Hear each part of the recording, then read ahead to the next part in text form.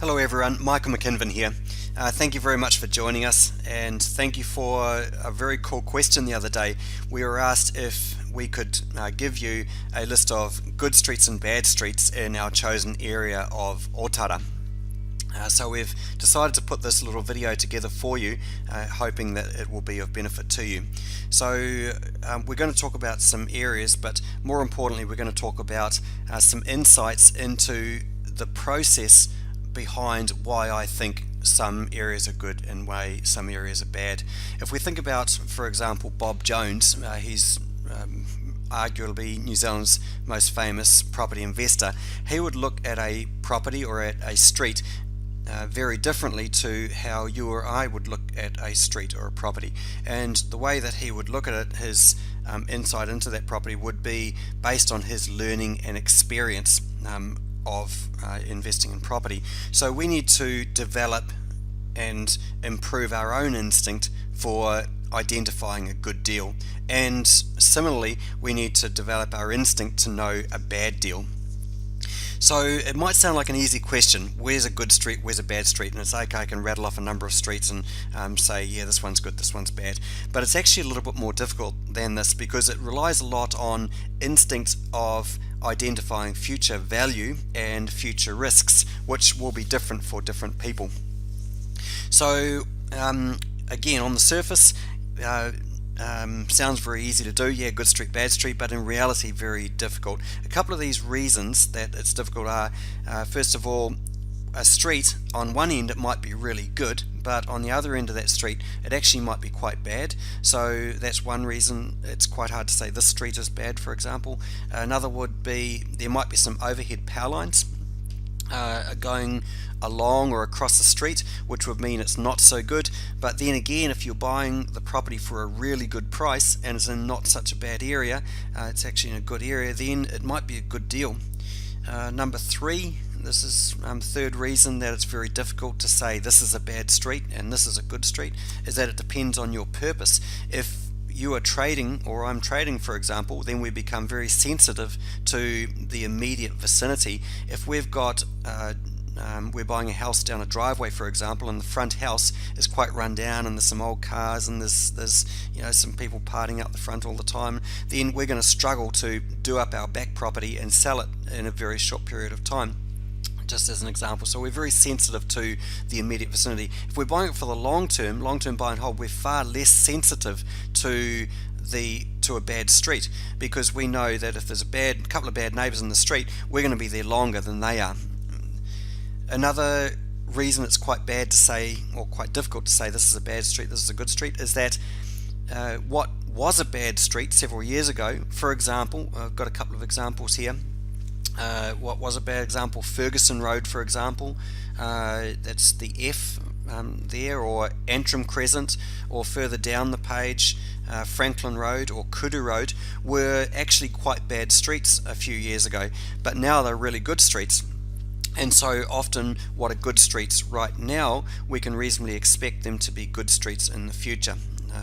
So we need to be aware of those things.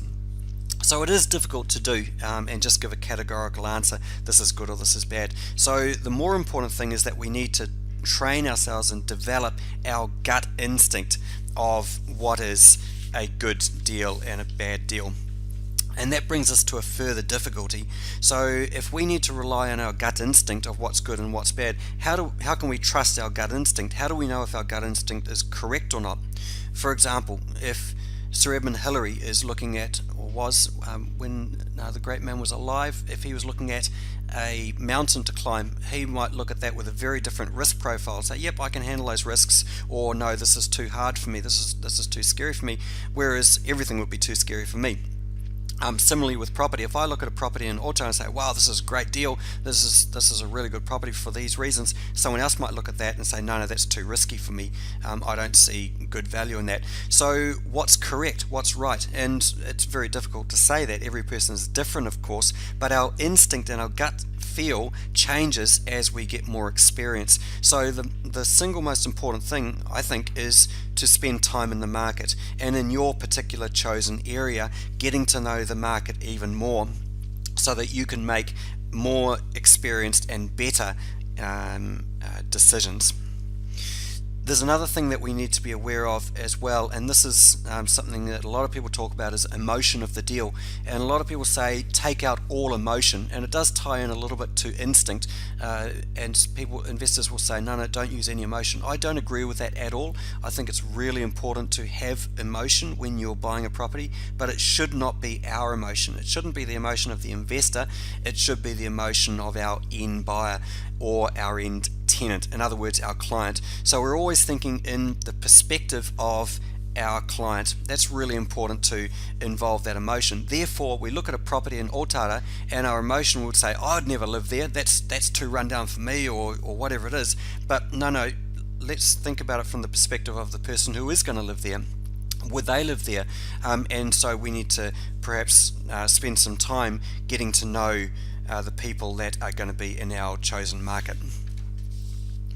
So let's look at a couple of good streets to start with. That's probably a great place to start.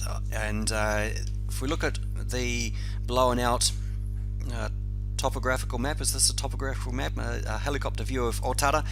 If we look right in the middle there, a little grey area around the Manukau Institute of Technology, so MIT, we have the town centre. So the Otara town centre, that's where we've got our supermarket, we've got our the Institute of Technology, which is very big, by the way, a lot of students and a lot of teachers. We have our takeaways, we've got our library, we've got our all those sort of things, our town centre. And then we have you'll see that most of Otara is residential. There's very few areas of employment, direct employment that is, outside the town centre there. But to the north of Otara, through the East Tamaki area there, we have a huge employment area. This is all industrial, commercial land. A lot of light industry goes on there. And then to the left of that, so to the west of that, we have a developing area around Highbrook Drive. And this is a very upmarket, very fancy industrial area. You've got the likes of BNZ Partners, you've got Panasonic, you've got Ford Motor Corporation, their head office. You've got a lot of really nice offices through there. And then just south of that, sort of southwest, you've got another area which is up and coming for industrial. This was just recently bought from Contact Energy, and it is going to be developed. There's, I think, about 35 hectares in there that's going to be developed into industrial land. So that will become very appealing, and again, a lot of areas of employment. So these are all the good things, and quite high level things. They're not streets per se, good streets, bad streets, but we're just saying that, wow, Otara is a good area here. Another good thing is that we want to look for, we've got a lot of parks that are great, so any streets close to our parks, I don't know if we can, yep, there we go, so it's going to be in black this time. So there's a nice park there, Ngāti Ora Park. We've got a lot of parks through here, so that's great amenity for people living in the area. So people living in the areas around those parks, obviously very nice. If we flick off to the right a little bit outside of Otara and we go into, let's say, East Tamaki Heights or Flatbush a little bit further south, far off to the right, so the east side there, through there's a lot of new development. So these are all essentially brand new homes. East Tamaki Heights was done a few years ago now, but south around Ormiston we're doing, or has been done right now, by the way, $900,000 sections, 400 square meters, and effectively double the price of properties in Otara, and Otara is a better location in terms of getting on the motorway and closer to employment and all those sort of things. But if we're talking about parks, so if you look up at East Tamaki Heights, or a little bit less obvious now because it's not been built in on this map at the moment around Ormiston there, but if we look up at East Tamaki Heights, there's very few parks, very few amenity. Where are the supermarkets? Where's all that sort of stuff? Where's the culture? Otara has got great culture, a little bit like Ponsonby in the old days. There's a lot of inflow. It was dense in terms of lots of population, lots of people, and when the people that were living there did move out, then a new higher level of culture and society could move in there, and the same thing is happening in Otara as we speak. So those are a lot of the good things that are going on in Otara, but you've asked us, where are the bad streets? What are the streets we shouldn't be in? And so I'd like to talk about some telltale signs of streets that you probably want to be wary of.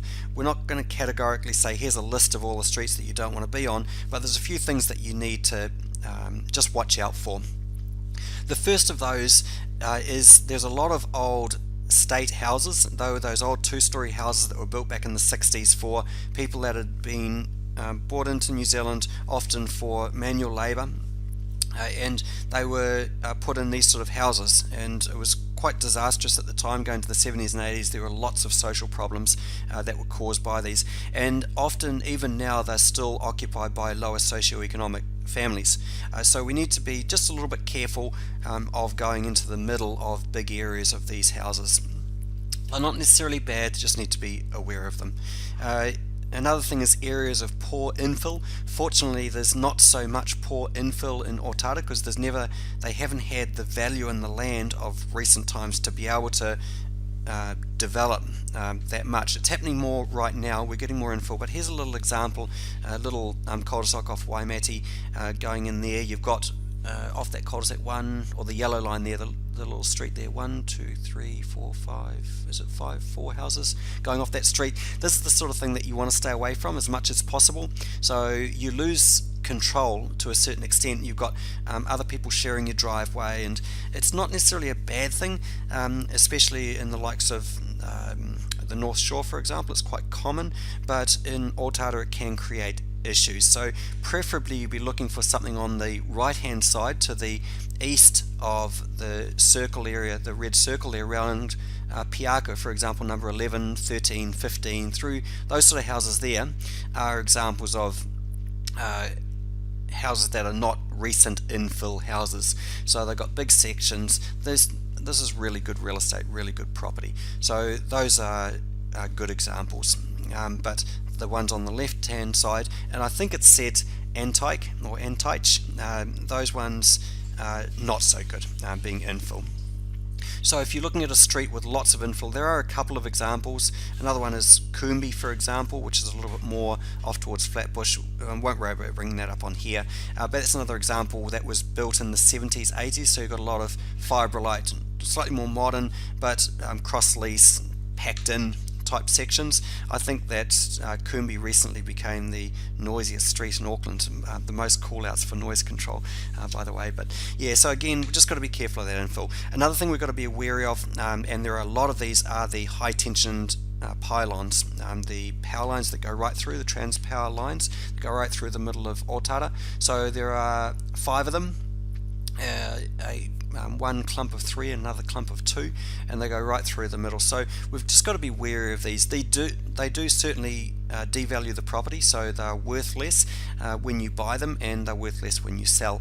They're not so much going to affect the tenant you get in there. You will get a very similar rent. It might be slightly lower, but still going to be okay. So if you can get this property for a really good price, then it's actually not such a bad thing. Maybe, if that's your strategy. If you are wanting to buy something nice, you can only buy one and that's it forever, then you probably want to get something away from the high tension power lines, because the capital gains are likely to be better long term if you're buying both those properties at market value. The question comes in if you can get a big discount. The last thing that we need to be aware of is a number of very busy roads in Otara. We want to steer away from those if possible. Number 1, because they are noisy, and number 2, because the families with kids often won't want to rent them. They still will, you'll still get tenants, but it's a smaller pool of tenants because people are worried, of course, about kids running onto the road, and of course they're concerned also about access of vehicles onto those into their driveways from those roads. So a couple of examples would be Preston Road going on the right hand side there. Another example would be East Tamaki Road, going right up and from the left from the motorway there, and we've got Harris Road right there, and then East Tamaki Road going through there. Another minor road, a little bit busier, is Beards Road, which goes right through the middle, but I wouldn't steer clear of Beards Road because it's busy. It's not so bad. It's more your East Tamakis and Prestons. And then of course our busiest road going right through the middle on the left hand side will be the motorway. You can't of course buy a house that opens onto the motorway, but you've got to be aware that it's very noisy when you're buying properties right next to the motorway. So along that, between let's say Beards Road and the motorway in there, it's probably not so nice. It does get very noisy there. So if I absolutely had to, if you pinned me down and said, Michael, I need a couple of streets, give me some names, and I had to do that, then I would probably say, reluctantly, because I'm always scared to say don't go to this street, this would be one that I'd say you'd be a little bit wary of. This is Gilbert Road. So this is a road, as a great location because it's great. It's very close to the motorway, close to the town centre, all those things.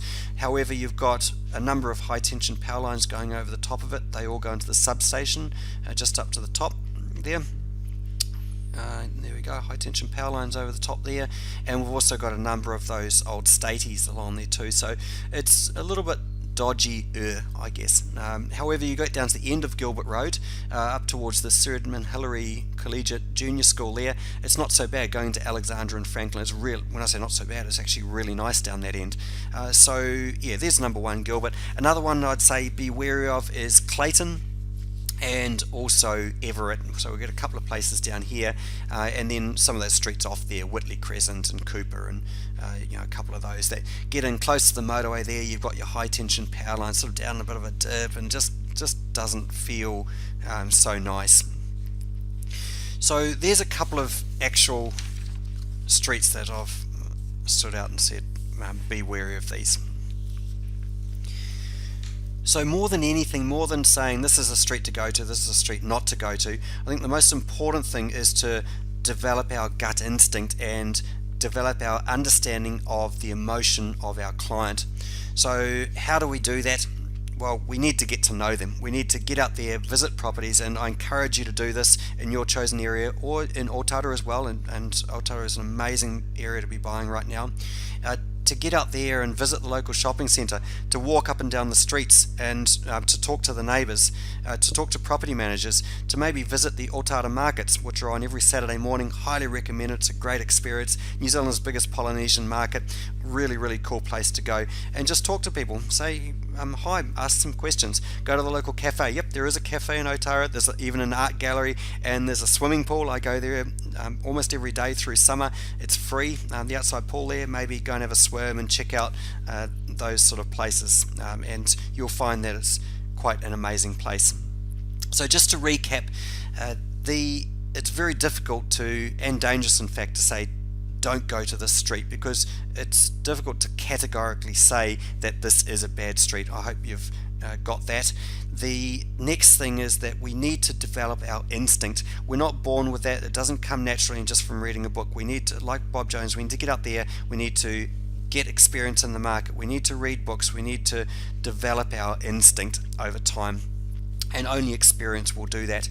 And lastly, we need to take our emotion out of it. Remember, we're not going to be living in this property. It doesn't matter if it's perhaps not, the carpet's not pristine or whatever it might be. We're not living in there. Our client's living in there. Is our client going to like living in this property? And often you'll be surprised to find that the answer would be yes. So I hope that's been of value. If you've got any questions, please do email Greg or myself, and good luck with your hunting, and I look forward to talking to you very soon. Thanks for your time today. Bye for now.